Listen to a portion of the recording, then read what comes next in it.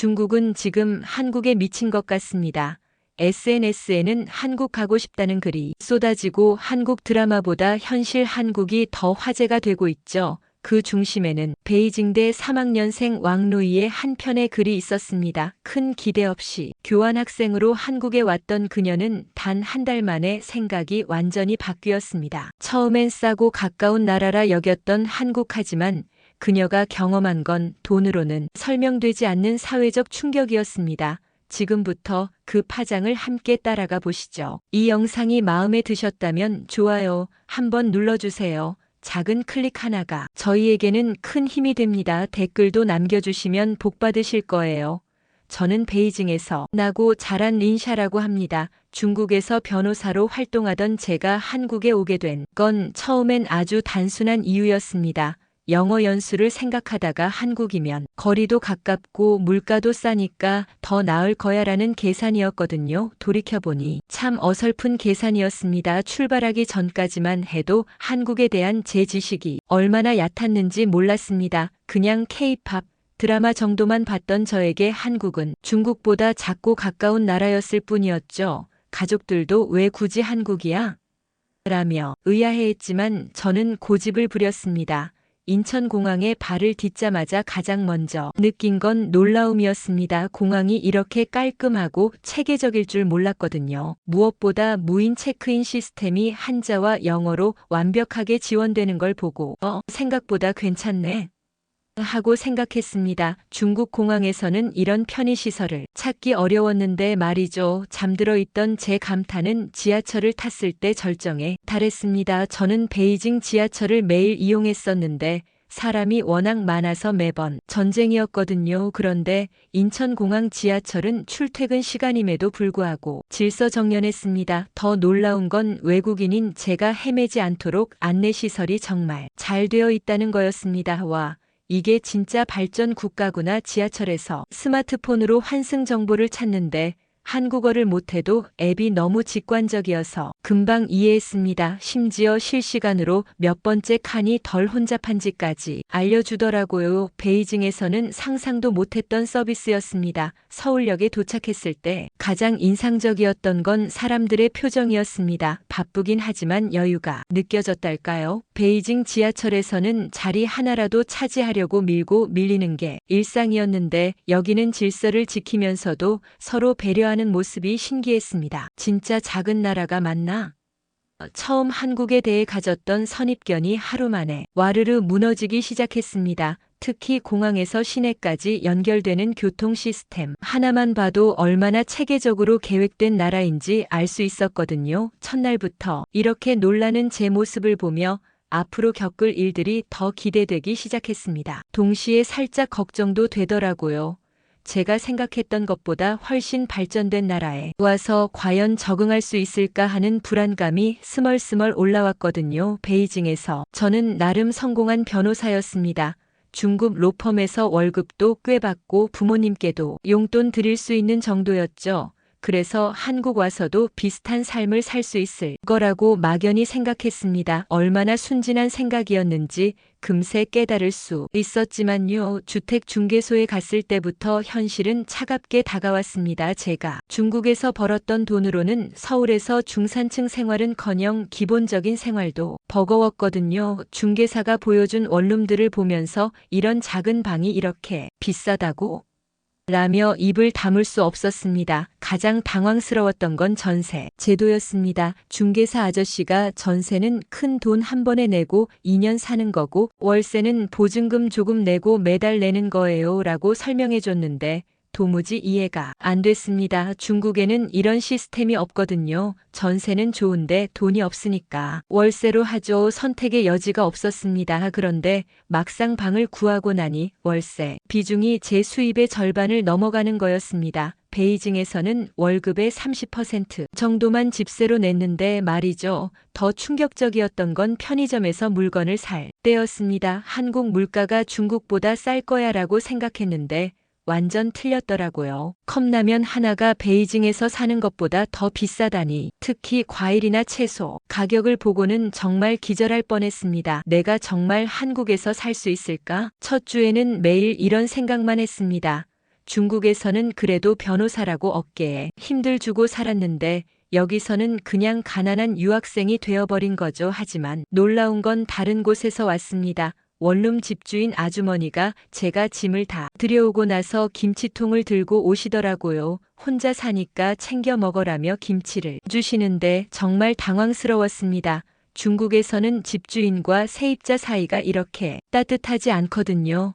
아주머니가 말씀하시길 한국 돈으로 생활하는 게 처음엔 힘들겠지만 여기는 돈보다 중요한 것들이 많은 나라야라고 하시더라고요. 그때는 무슨 말인지 몰랐지만 나중에 정말 그 의미를 깊이 느낄 수 있었습니다. 원룸에 혼자 앉아서 베이징을 그리워하며 울기도 했습니다. 왜 내가 여기 왔을까? 하는 후회도 밀려왔고요. 특히 밤에 편의점에 가서 컵라면을 사 먹으며 이것도 이렇게 비싸다니라고 한탄하던 기억이 생생합니다. 수업을 들으려면 재학 증명서와 각종 서류들이 필요했습니다. 그런데 저는 중국에서 필요한 걸 다 못 챙겨온 상태였거든요. 집주인 아주머니께 말씀드렸더니 괜찮아. 나중에 해결되면 주면 되라고 하시는 거였습니다. 정말요? 계약서에 명시되지 않은 건데요. 제가 놀라서 되묻자 아주머니는 웃으면서 신뢰가 계약서보다 먼저야라고 말씀하셨습니다. 중국에서는 상상도 못할 일이었습니다. 모든 게 계약서로 명확하게 정해지고 조금이라도 어기면 바로 문제가 되거든요. 동네 생활도 신기한 연속이었습니다. 옆집 할머니가 제가 중국에서 온 걸 아시고 중고 가구를 사야 한다니까 직접 벼룩시장까지 데려가 주셨어요. 거기서 그만 흥정하는 법도 가르쳐 주시고 어떤 게 좋은 물건인지도 알려주시더라고요. 쌀은 이 마트에서 사면 더 싸고 재활용은 이렇게 분리해야 해요. 층별로 다른 주민분들이 생활 팁을 알려주시는 게 정말 고마웠습니다. 특히 아래층 아저씨는 김치 냉고 안 사도 지하실 공용 냉장고 써도 되라며 자신의 것처럼 알려주시더라고요. 가장 놀란 건 아파트 단지 입구의 공유 우산이었습니다. 비 올 때 누구나 가져다 쓰고 날 개면 다시 갖다 놓는 시스템이더라고요. 이런 게 정말 가능해? 중국에서는 이런 걸 두면 하루도 안 돼서 다 사라질 텐데요. 공유 냉장고도 마찬가지였습니다. 입구에 큰 냉장고가 있고 주민들이 남은 음식이나 과일을 넣어두면 필요한 사람이 가져가는 거였죠. 제가 처음 이용할 때는 진짜 가져가도 되는 거야? 라며 주변을 두리번거렸는데 다른 주민들은 너무 자연스럽게 이용하고 있었습니다. 도둑 맞을까봐 걱정 안 해요? 이웃 아주머니께 물어봤더니 여기는 그런 거 신경 안 써도 돼 다들 믿고 사니까라고 답하시더라고요. 이런 말을 들으니 정말 한국에서 살고 있다는 게 실감났습니다. 한자 공부 시간에 만난 중국 친구 위웨이도 똑같은 얘기를 하더라고요. 한국 사람들은 계약서보다 정이 앞서는 것 같아 우리나라였으면 이미 몇십 번 사기를 당했을 거야라고 말이죠. 며칠 후 발견한 동네 공용 세탁실에 빨래삽도 마찬가지였습니다. 빨래삽이 그냥 세탁기 옆에 놓여 있는데 누구도 가져가지 않더라고요. 이런 사소한 것까지 믿고 맡기는구나 싶었습니다. 한국에 온 지 한 달이 되어갈 무렵 저는 한국 사회의 특별함을 조금씩 깨달아가고 있었습니다. 이건 단순히 경제적 발전 수준의 문제가 아니라 사람들이 서로를 어떻게 대하느냐의 문제였죠. 한 달 차에 들어서면서 가장 큰 위기가 찾아왔습니다. 베이징에서 송금해달라고 부모님께 부탁했는데 중국 은행의 해외 송금 절차가 복잡해져서 일주일 넘게 늦어진 거였어요. 제 통장에는 5만 원도 안 남은 상태였습니다. 교통카드 잔액이 떨어진 걸 모르고 지하철에 탔다가 개찰구에서 막혔습니다. 사람들이 뒤에서 기다리는데 카드를 아무리 찍어도 안 됐어요. 당황해서 지갑을 뒤져봤지만 동전 몇 개밖에 없었습니다. 미안해요. 충전해야 하는데 돈이라고 말하다가 눈물이 나올 뻔했습니다. 그때 뒤에 서 있던 아저씨가 제가 충전해 드릴까요? 라고 묻더라고요. 아무리 괜찮습니다라고 해도 직접 기계에서 제 카드에 10,000 원을 충전해 주시는 거였습니다. 고맙습니다. 나중에 꼭 갚을게요. 아저씨는 도움 주고받는 게 사람 사는 거죠라며 웃으시고는 사라지셨습니다. 연락처도 안 물어보시고 말이에요. 정말 어디 가서 감사 인사라도 드려야 하는데 찾을 수도 없었습니다. 야근을 한 날에는 더 큰 기적이 일어났습니다. 마트에서 아르바이트를 하다가 오후 1시가 넘어서야 끝났는데 귀가 길에 어지러워서 편의점 앞에 주저앉았습니다. 아마 밥을 제대로 못 먹어서 그런 것 같았어요. 편의점 직원분이 나와서 괜찮으세요? 라고 묻더니 제가 답하기도 전에 의자를 가져다 주시고 물도 주셨습니다. 그리고 그냥 도시락 하나 드셔요라며 따뜻한 도시락까지 주시는 거였어요. 이건 안 됩니다. 돈 없어서 못 사는 건데요. 제가 거절하자 직원분은 아파 보이시는데 그냥 드세요. 사장님도 이런 경우에는 괜찮다고 하거든요라고 하시더라고요. 다음날 이런 일 때문에 무릎을 다쳐서 병원에 가야 했습니다. 한국 의료 시스템을 처음 경험해 보는 거였는데 진료비가 5만 원밖에 안 나온 걸 보고 정말 놀랐습니다. 중국에서는 이런 간단한 외상 치료에도 더 많은 돈이 들었거든요.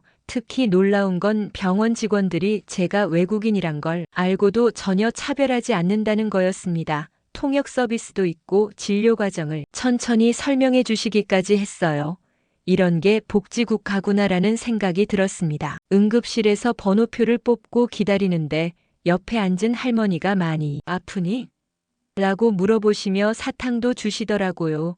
외국인도 우리 애들이랑 똑같이 잘 봐주는 병원이야 라고 자랑스럽게 말씀하시는 걸 보니 이런 게 한국 사람들의 마음인가 싶었습니다. 병원 나올 때 처방받은 약값도 10,000원이 안 됐어요. 중국에서는 같은 약을 사려면 몇 배는 더 비쌌는데 말이죠. 여기서는 아파도 그나마 부담이 덜하겠다는 안도감이 들었으니까 한국어 실력이 늘지 않아서 법률 스터디에 참여하기로 했습니다.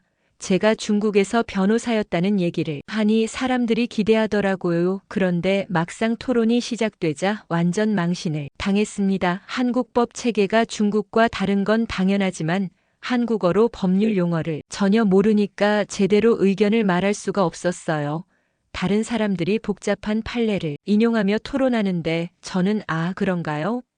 만 반복했습니다. 변호사셨으면 이런 건 쉽지 않나요? 누군가 물어봤을 때 정말 얼굴이 빨개졌습니다. 한국어가 서툴러서요라고 둘러댔지만 속으로는 경력을 말한 게 실수였다는 생각이 들었어요. 생활비가 부족해서 아르바이트를 찾기로 했습니다. 중국에서의 경력을 숨기고 그냥 유학생이라고만 했어요. 커피숍에 이력서를 넣었는데 점장님이 면접도 제대로 안 보고 내일부터 나올 수 있어요?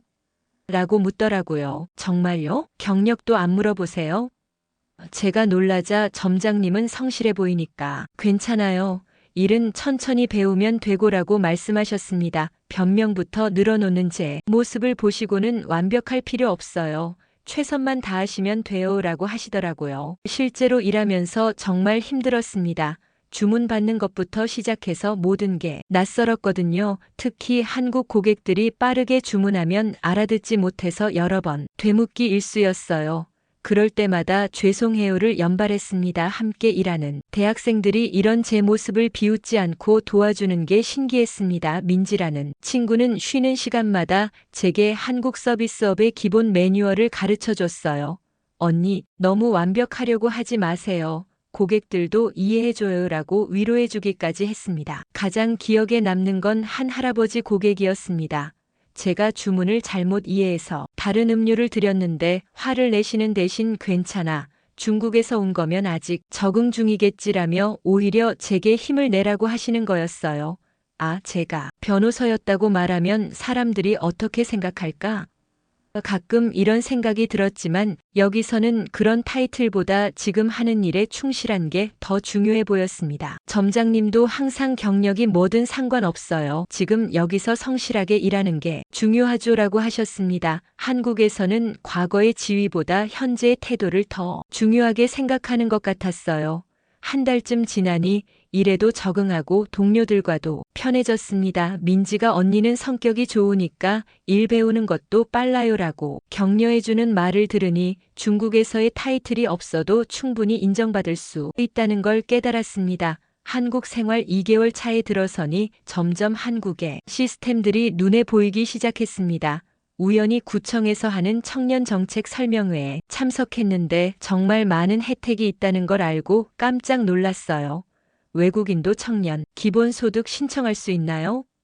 담당자에게 물어봤더니 조건만 맞으면 가능해요라고 친절하게 설명해 주시더라고요. 중국에서는 외국인이 이런 혜택을 받는다는 건 상상도 못할 일이었습니다. 시민청에 구경 가봤더니 정말 많은 사람들이 무료로 공간을 이용하고 있었습니다. 공부하는 사람, 회의하는 사람, 취업 준비하는 사람들까지 이런 시설이 모두 무료라고. 제가 놀라지 않네. 직원은 시민들을 위한 공간이니까요 라고 당연하다는 듯 말씀하시더라고요. 도서관도 마찬가지였습니다. 외국인 등록증만 있으면 바로 도서카드를 만들어주고 컴퓨터도 무료로 사용할 수 있었어요. 심지어 온라인 강의까지 무료로 수강할 수 있더라고요. 이런 걸 세금으로 지원하는 거구나 싶었습니다. 창업지원센터에도 가봤는데 상담도 무료고 사무 공간도 저렴하게 빌릴 수 있었습니다. 담당자가 창업 아이디어만 있으면 여러 지원을 받을 수 있어요 라고 설명해 주시는데 정말 열정적이셨어요. 베이징에서 온 친구 룽룽이 저를 찾아왔을 때도 하나의 기적이 일어났습니다. 룽룽은 제가 사는 반지하 원룸을 보고 처음에는 이게 뭐야? 라며 충격받더라고요. 그런데 며칠 머물면서 한국 생활을 경험해보고는 완전히 생각이 바뀌었습니다. 린샤야, 여기 참 좋다. 베이징에서 이런 집 구하려면 서울보다 더 비싸. 게다가 안전하기까지 하니까. 룽룽은 특히 편의점이 24시간 열어있고 새벽에도 안전하게 돌아다닐 수 있다는 점에 감동했어요. 룽룽과 한강에 갔을 때도 놀란 일이 있었습니다. 공공 자전거를 빌려 타는데 스마트폰 앱 하나로 모든 게 해결되더라고요. 중국에서는 이런 시스템이 갑자기 사라지기도 하잖아. 여기는 지속적으로 운영되는 게 신기해. 한강공원에서 치킨과 맥주를 사와서 먹는데 쓰레기통도 충분히 있고 화장실도 깨끗하게 관리되어 있었습니다. 공공시설이 이렇게 잘 관리되는 나라구나. 룽룽이 감탄하는 걸 보니 저도 새삼 한국의 좋은 점을 발견했어요. 마트에서 장을 보다가 룽룽이 가격표가 정확하네. 베이징에서는 가격이 수시로 바뀌는데 라고 말하는 걸 듣고 또 한 번 놀랐습니다. 한국에서는 너무 당연한 일이 중국 친구에게는 특별한 거였어요. 돈보다 삶의 질이 더 중요한 것 같아. 룽룽의 이 말이 정말 인상적이었습니다. 베이징에서는 돈을 더 많이 벌 수 있었지만 여기서는 돈 외에도 공공 서비스, 안전함, 사람들의 배려 등 따뜻한 것들이 많았거든요. 3개월 차에 접어들면서 베이징에서 심각한 소식이 들려왔습니다. 부동산 가격이 폭락했다는 거였어요.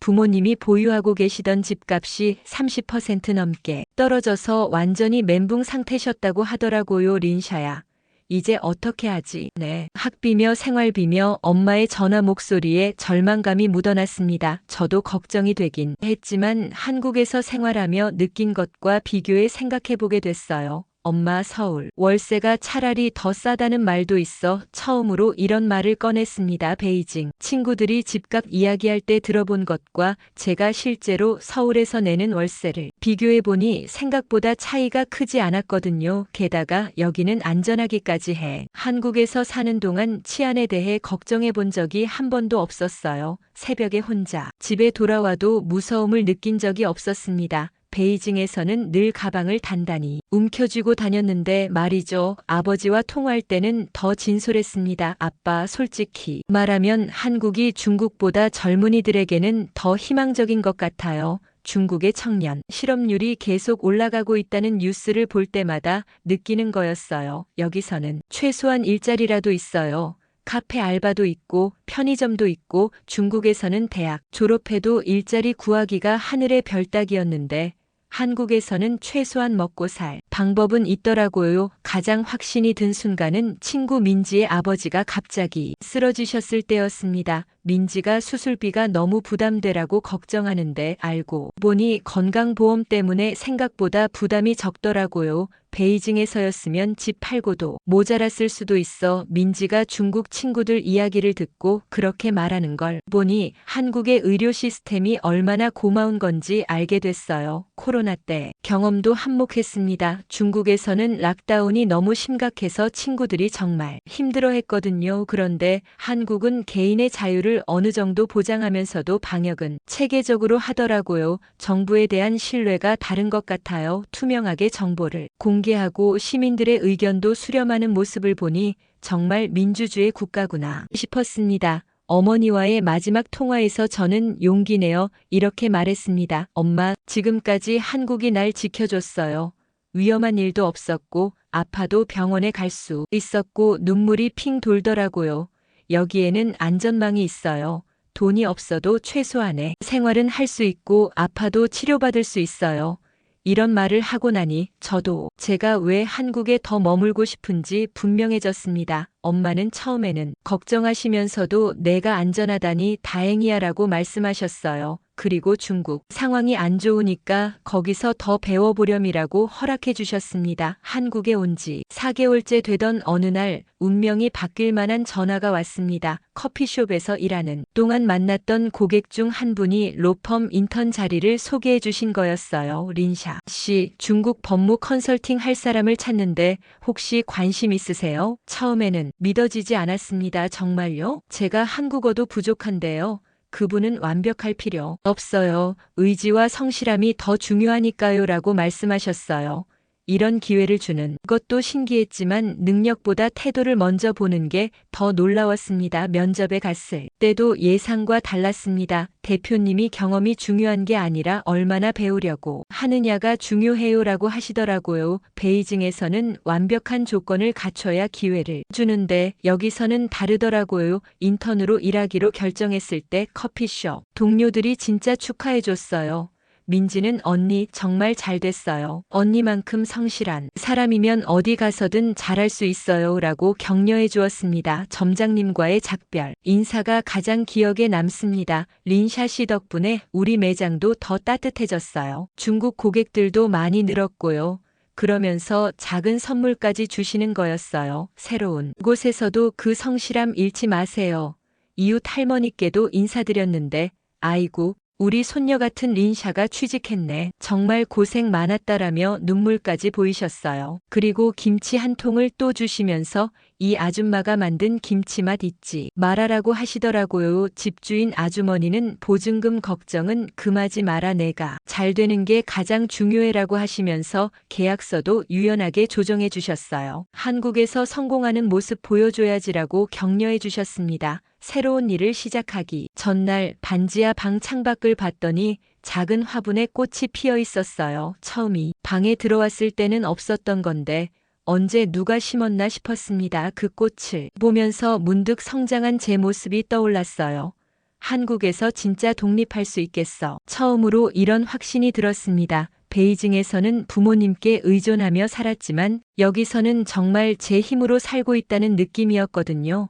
그날 밤 부모님께 전화드렸을 때 저는 자신 있게 말할 수 있었습니다. 아빠, 엄마, 저 한국에서 계속 살려고 해요. 여기가 제게는 더 좋은 기회의 땅인 것 같아요. 정말 우리 린샤가 그렇게 자신 있게 말하는 거 오랜만이다. 엄마의 목소리에 안도감이 묻어났어요.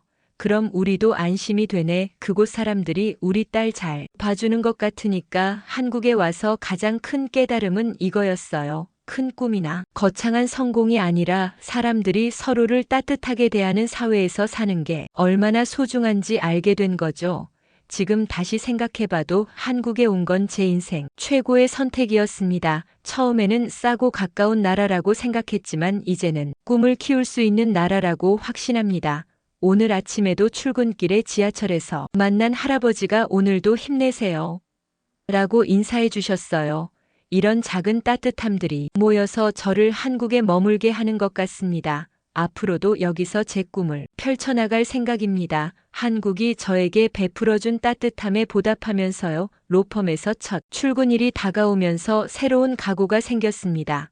변호사로서의 경력을 살려 중국과 한국 사이의 법무 업무를 담당하게 된 거죠. 처음으로 제 전문성을 인정받는 느낌이었어요. 첫날 사무실에 들어갔을 때 동료들이 따뜻하게 맞아주었습니다. 린샤 씨, 중국어 능력이 필요했는데 잘 오셨어요. 선배 변호사님이 제 책상을 정리해 주시면서 여기선 완벽하지 않아도 괜찮으니까 천천히 배워가세요라고 말씀하셨어요. 첫 번째 프로젝트는 중국 기업과의 투자 계약 번역 업무였습니다. 한국어 법률 용어가 아직 서툴렀지만 중국어를 완전히 이해한다는 장점이 있었죠. 우리 팀장님이 린샤 씨가 뉘앙스까지 정확하게 번역해 주니까 정말 도움 되요라며 칭찬해 주실 때 정말 뿌듯했습니다. 이라면서 다시 한번 놀란 건 야근 문화였습니다. 중국에서는 야근이 일상이었는데 여기서는 저녁 시간은 개인 시간이니까 6시면 퇴근하세요라고 하더라고요.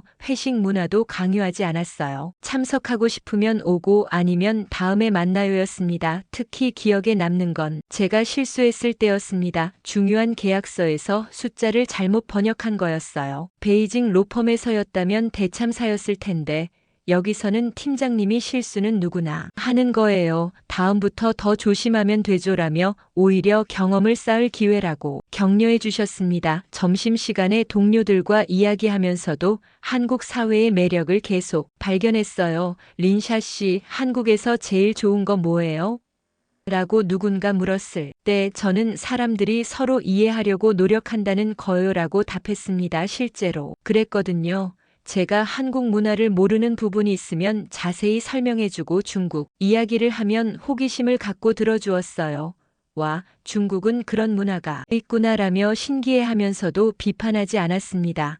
한국에서 만난 중국 친구들과도 정기 모임을 가졌는데 모두 비슷한 경험을 하고 있었어요. 웨이 씨는 한국에서는 외국인도 차별받지 않는 느낌이야 라고 했고 지아링은 베이징으로 돌아가라고 해도 안 갈 것 같아라고 말했습니다. 무엇보다 감동적이었던 건 제가 영주권 신청 절차에 대해 고민하고 있을 때였습니다. 동료들이 먼저 린샤 씨 계속 한국에 있고 싶으면 도움드릴게요라며 정보를 찾아주고 경험을 공유해 주더라고요. 한국이 제 제2의 고향이 된 것 같아요. 어느 날 부모님께 이런 말을 드렸더니 엄마가 그렇게 좋은 사람들이 있는 곳이니까 우리도 마음이 놓인다라고 하셨어요.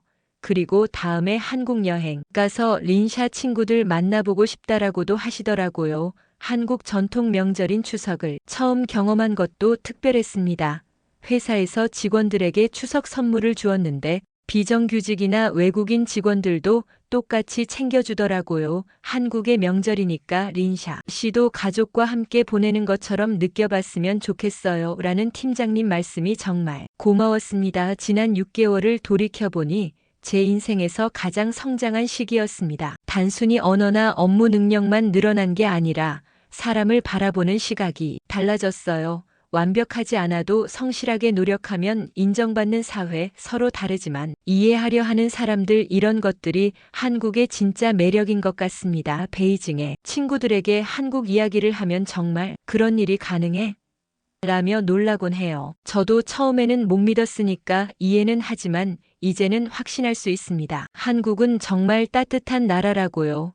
얼마 전 길에서 넘어진 할아버지를 도와주었을 때 할아버지가 고맙다 딸아라고 하시는 걸 듣고 눈물이 났어요. 더 이상 외국인이 아니라 이 사회의 일원으로 받아주신 거라는 느낌이 들어서요. 한국에서의 삶은 여전히 도전의 연속입니다. 아직도 한국어가 부족하고 문화적 차이로 당황스러울 때도 있어요. 하지만 그럴 때마다 주변 사람들이 도움의 손길을 내밀어 주니까 금방 극복할 수 있었습니다.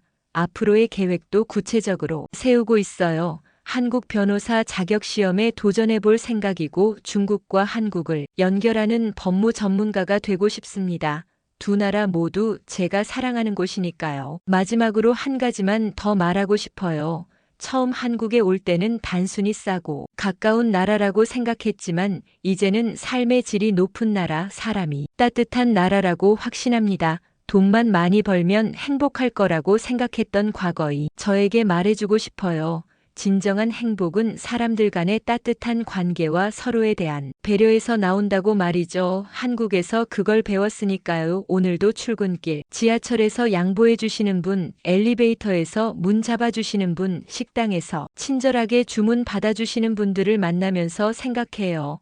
아, 내가 정말 좋은 나라에 왔구나. 이런 이야기를 영상으로 만들어서 많은 사람들이 보셨으면 좋겠어요. 한국의 진짜 모습을 알려드리고 싶거든요. 관광지나 케이팝 말고 일상 속에서 만나는 한국 사람들의 따뜻함을요. 중국에서 한국 유학을 고민하는 후배들이 있다면 이렇게 말해주고 싶어요. 걱정하지 마. 한국은 내가 생각하는 것보다 훨씬 좋은 나라야. 내가 성실하고 열정이 있다면 한국은 분명히 너를 받아들여 줄 거야. 그리고 한국 분들께는 이 말을 드리고 싶어요. 여러분의 작은 친절 하나하나가 저 같은 외국인에게는 한국을 선택하게 만드는 이유가 됩니다. 감사합니다. 한국에서의 제 이야기는 이제 시작입니다. 더 많은 아름다운 순간들이 기다리고 있을 테니까요. 그 모든 순간을 소중히 간직하며 이 나라에서 제 꿈을 이루어 가겠습니다. 끝까지 시청해 주셔서 대단히 감사합니다. 구독, 좋아요, 알림, 댓글도 부탁드리겠습니다. 영상 제작에 최선을 다하겠습니다.